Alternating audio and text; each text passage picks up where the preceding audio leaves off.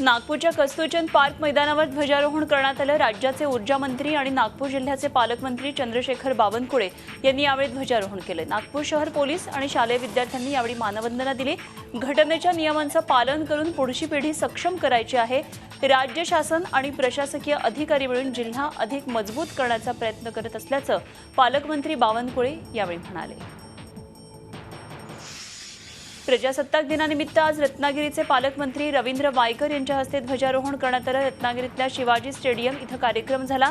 ध्वजारोहणानंतर देखणं असं पोलीस दलाच्या माध्यमातून संचलन करण्यात आलं। एनसीसी, महिला पोलीस, होमगार्ड, शाळेमधले विद्यार्थी यांच्या माध्यमातून संचलन करण्यात आलं। संचलनानंतर विविध सांस्कृतिक कार्यक्रम सादर करण्यात आले। औरंगाबादमध्ये आज पालकमंत्री रामदास कदम यांनी पुरुषोत्तम भापकर यांनी ध्वजारोहण केलं। या कार्यक्रमाला कदम यांनी येणं अपेक्षित होतं, मात्र ते आले नाहीत। याला युतीचा सुरू असलेला वाद जबाबदार आहे का याची चर्चा सुरू आहे। सारा देश 68व्या प्रजासत्ताक दिनी राष्ट्रध्वजाला वंदन करत असताना केंद्रीय गृह राज्यमंत्री हंसराज अहिर यांनी चंद्रपूर शहरातल्या एका मोठ्या मदरशात ध्वजारोहण करत राष्ट्रध्वजाला सलामी दिली। याप्रसंगी केलेल्या आपल्या संबोधनातून त्यांनी या देशात शांतता नांदावी यासाठी कार्यरत सर्व शक्तींना सरकार समर्थन देत असून विकासाच्या प्रवाहात सर्वांना सामावून घेतलं जाईल अशी ग्वाही दिली। भंडारा जिल्ह्यात भारतीय प्रजासत्ताक दिन साजरा करण्यात आला। यावेळी जिल्ह्याचे जिल्हाधिकारी डॉक्टर अभिजित चौधरी यांच्या हस्ते ध्वजारोहण करण्यात आलं। यावेळी पोलीस दलामध्ये तसंच इतर क्षेत्रात उत्कृष्ट काम करणाऱ्या व्यक्तींना जिल्हाधिकाऱ्यांच्या हस्ते सन्मान चिन्ह देऊन गौरवण्यात आलं। यावेळी मोठ्या संख्येनं विद्यार्थी तसंच जिल्हाधिकारी नागरिक उपस्थित होते। गोंदिया जिल्ह्याचे पालकमंत्री तसंच राज्याचे सामाजिक न्यायमंत्री राजकुमार बडोले यांनी गोंदिया पोलीस मुख्यालयामध्ये ध्वजारोहण करून पोलीस पथकाची मानवंदना स्वीकारली। ध्वजारोहण कार्यक्रमानंतर पोलीस दलात उत्कृष्ट कामगिरी करणाऱ्या पोलीस शिपायांना तसंच सामाजिक क्षेत्रात विशेष कामगिरी करणाऱ्या लोकांना सन्मान चिन्ह देऊन गौरवण्यात आलं। नंदुरबार जिल्ह्यातल्या अक्कलकुवा इथल्या जामिया मदरशात ध्वजारोहण करण्यात आलं। या ठिकाणी तब्बल 16,000 मुस्लिम धर्मीय मुलांच्या उपस्थितीत प्रजासत्ताक दिन साजरा करण्यात आला। हिंदू मुस्लिम अशा धर्माच्या रेषा या देशामध्ये स्वातंत्र्य पुढे गौण आहेत, हेच या दिनाचं औचित्य साधून दाखवून दिलं। देशभरात आज 68वा प्रजासत्ताक दिवस मोठ्या उत्साहात साजरा करण्यात आला। कोल्हापूरमध्ये पालकमंत्री चंद्रकांतदादा पाटील यांच्या हस्ते शाहू स्टेडियमवर ध्वजारोहण करण्यात आलं। यावेळी जिल्ह्यातले मान्यवर नेते उपस्थित होते। शाहू स्टेडियमवर पोलीस दल, शालेय विद्यार्थी, एनसीसी कॅडेट याचं शानदार संचलन पार पडलं। संचलन पार पडल्यानंतर चिमुकल्यांनी सांस्कृतिक कार्यक्रम सादर केला।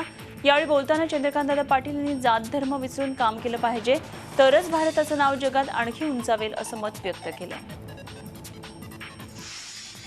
जळगाव जिल्हा पोलीस परेड ग्राउंडवर कृषी राज्यमंत्री सदाभाऊ खोत यांनी प्रजासत्ताक दिनानिमित्त मानवंदना दिली। यावेळी जळगाव पोलिसांनी उत्कृष्ट संचलन करत सर्वांचंच लक्ष वेधून घेतलं। तसंच विविध शाळा, महाविद्यालयातल्या विद्यार्थ्यांनी सांस्कृतिक कार्यक्रम सादर केले। जळगाव जिल्ह्यामध्ये ध्वजवंदनाचा मान मिळाल्यानं आपण भाग्यवान समजतो अशी प्रतिक्रिया कृषी राज्यमंत्री सदाभाऊ खोत यांनी यावेळी भावना व्यक्त केली। बुलढाणा इथं राज्याचे कृषी मंत्री तथा पालकमंत्री पांडुरंग पुणकर यांच्या हस्ते ध्वजारोहण करण्यात आलं। यावेळी त्यांनी देशाला स्वच्छ आणि सुंदर बनवण्यासाठी देशात विविध पातळ्यांवर अभियान राबवण्यात येत असल्याचं सांगत जर देश स्वच्छ आणि सुंदर करायचा असेल तर प्रत्येकानं स्वच्छतेचा वसा घेऊन वैयक्तिक स्वच्छतेपासून सुरुवात करावी असं आवाहन केलं आहे। प्रजासत्ताक दिनाच्या निमित्तानं धुळे जिल्हाधिकारी कार्यालयामध्ये आयोजित ध्वजारोहणाचा कार्यक्रमावेळी रमेश चौधरी या इसमानं आत्मदहनाचा प्रयत्न केला। जिल्हाधिकारी कार्यालयामध्ये ध्वजारोहण झाल्यानंतर राष्ट्रगीत झालं आणि त्यानंतर तात्काळ जिल्हाधिकाऱ्यांसमोर चौधरी यांनी स्वतःच्या अंगावर रॉकेल टाकून घेतलं। स्वतःला पेटवणार तेवढ्यात उपस्थित मानवंदना देणाऱ्या पोलीस कर्मचाऱ्यांनी चौधरी यांना अटकाव करत त्यांना ताब्यात घेतलं। चौधरी यांना एका इसमासोबत त्यांचा जमिनीचा वाद आहे, महसूल प्रशासनानं चुकीच्या पद्धतीनं जमीन मोजल्याचा आरोप करत चौधरी यांनी स्वतःला जाळून घेण्याचा प्रयत्न केला। या प्रकारामुळे जिल्हाधिकारी कार्यालयातल्या काही काळ तणाव निर्माण झाला होता। प्रजासत्ताक दिनाच्या निमित्तानं संपूर्ण देशात उत्साहाचं वातावरण असताना नागपूरमध्ये मात्र या सोहळ्याला गालबोट लागलं। मुंबईचा अंडरवर्ल्ड डॉन अरुण गवळीचे फोटो लावून एका तरुणानं रॅली काढली होती आणि इतकंच नव्हे तर एनसीसीच्या कॅडेट्स देखील आपली शिस्त विसरले आणि या बिभत्स प्रदर्शनामध्ये सहभागी झाले। प्रजासत्ताक दिनाचं औचित्य साधत भारतीय जवानांना पाठिंबा व्यक्त करण्यासाठी आणि महिला सक्षमीकरणाचा संदेश देण्यासाठी आज पिंपरी चिंचवडकरांनी बाईक रॅलीचं आयोजन केलं। पिंपरी सौदागरच्या शिवार चौकामधून काढण्यात आलेल्या या बाईक रॅलीमध्ये मोठ्या प्रमाणात पिंपरी चिंचवडकरांनी सहभाग नोंदवला। प्रजासत्ताक दिनाचा उत्साह सर्वत्र दिसत असताना पिंपरीमध्ये यशदा रियालिटी ग्रुपच्या वतीनं सामाजिक भान राखण्यात आलं। यशदा रियालिटी ग्रुपच्या वतीनं देहूमधल्या संत तुकाराम विद्यालयातल्या तब्बल 40 विद्यार्थ्यांचा शैक्षणिक खर्च उचललेला आहे। प्रजासत्ताक दिन खरा साजरा करायचा असेल तर सगळ्यांना समान संधी मिळाली पाहिजे या उद्देशानं फुलं नाही फुलाची पाकळी या स्वरूपात गरजू विद्यार्थ्यांना मदत करत असल्याचं यशदा रियालिटी ग्रुपच्या वतीनं स्पष्ट करण्यात आलं। प्रजासत्ताक दिनाचा 67वा वर्धापन दिन शिवाजी पार्कवर पार पडला आणि यावेळी राज्यपाल विद्यासागर राव, मुख्यमंत्री देवेंद्र फडणवीस, मुख्य सचिव स्वाधीन क्षत्रिय यांच्यासह अनेक मंत्री पदाधिकारी उपस्थित होते। यावेळी विविध पोलीस दलानं राष्ट्रीय ध्वज आणि राज्यपाल यांना मानवंदना दिली। संचलनामध्ये राज्य सरकारच्या अनेक विभागाचे रथ सहभागी झाले होते। निवडणूक आयोगाचा रथ, म्हाडा, MMRDA, ऊर्जा विभाग यासारख्या अनेक विभागाचे रथ सहभागी झाले होते।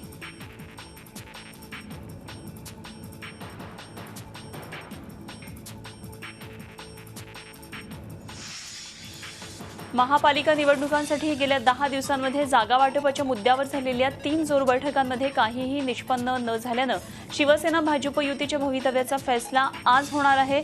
शिवसेना पक्षप्रमुख उद्धव ठाकरे आज गोरेगाव इथल्या नेस्को संकुलात आयोजित पक्षाच्या गटप्रमुखांच्या मेळाव्यात युतीच्या भवितव्यावर आपली परखड भूमिका काही वेळामध्ये स्पष्ट करणार आहेत।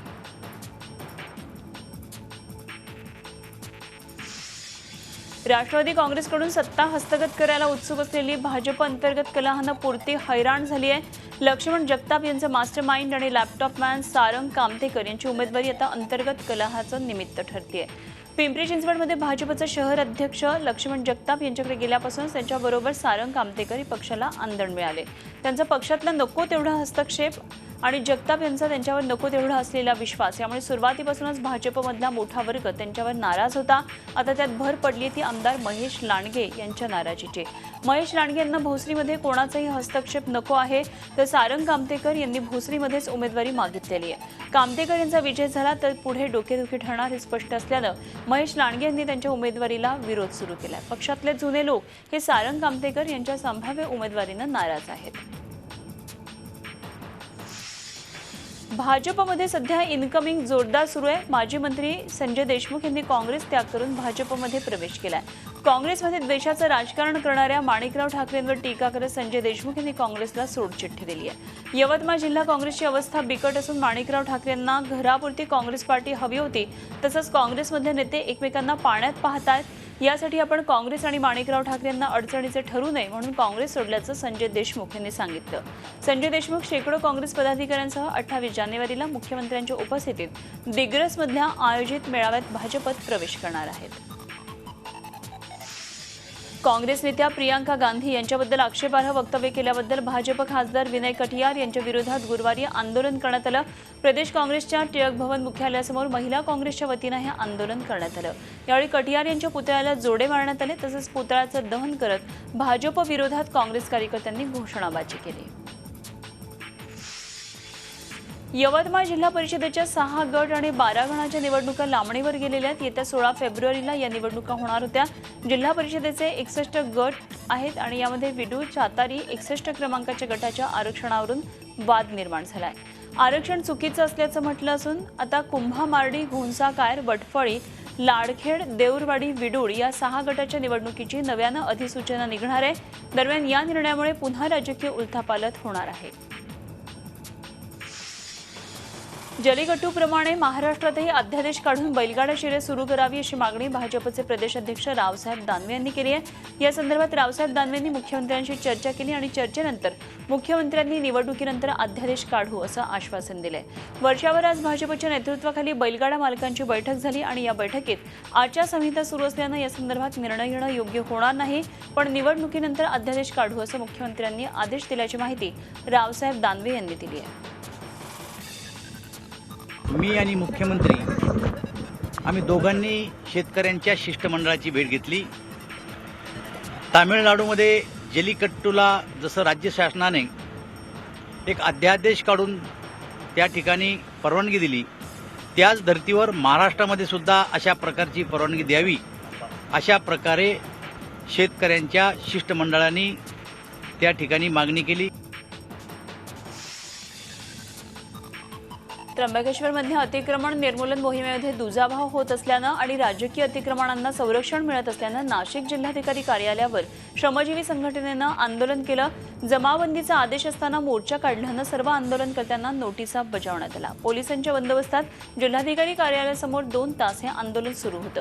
आंदोलनादरम्यान जिल्हाधिकारी कार्यालयात घुसण्याचा प्रयत्न केल्यानं पोलिसांनी जबरदस्तीनं त्यांना ताब्यात घेतलं आणि काही अंध आंदोलनकर्त्यांना गाडीत फरफटत नेलं.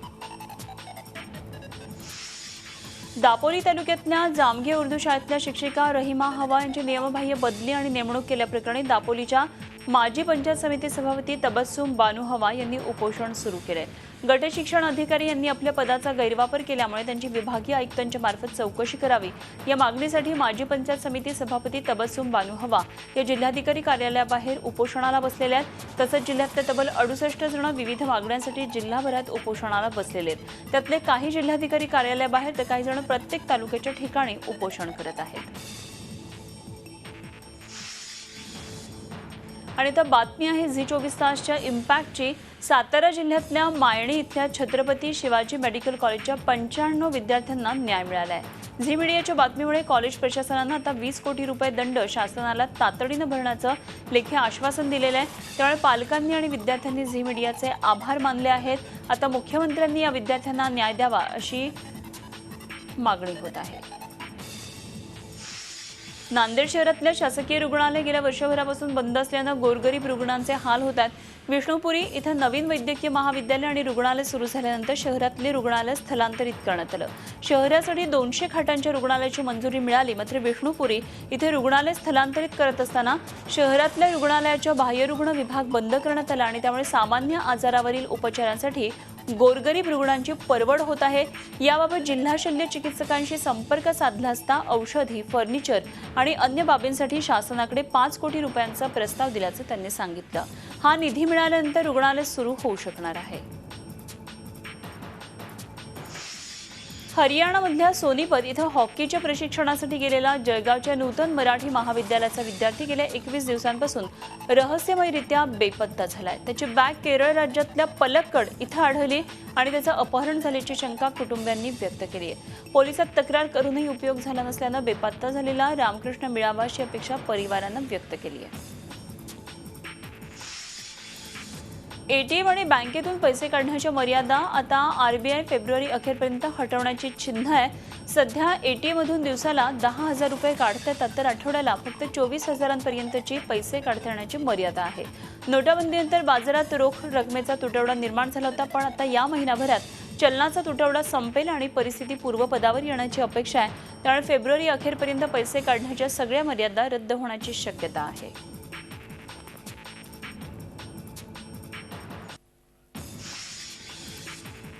ठाण्याजवळच्या दिवा रेल्वे स्टेशनजवळ रुळावर रॉड ठेवणं हे दहशतवादी कृत्य असल्याचा संशय एटीएसनं व्यक्त केलाय आणि त्यामुळे त्या दिशेनं आता तपास यंत्रणांनी आपला तपास सुरू केलाय. प्रजासत्ताक दिनाच्या 2 दिवस आधी म्हणजे 24 जानेवारीला रात्री मध्य रेल्वे मार्गावरच्या दिवा रेल्वे स्टेशनपासून 300 ते 400 मीटर अंतरावर रेल्वे रुळावर 7 मीटर लांबीचा लोखंडी रॉड ठेवण्यात आला होता.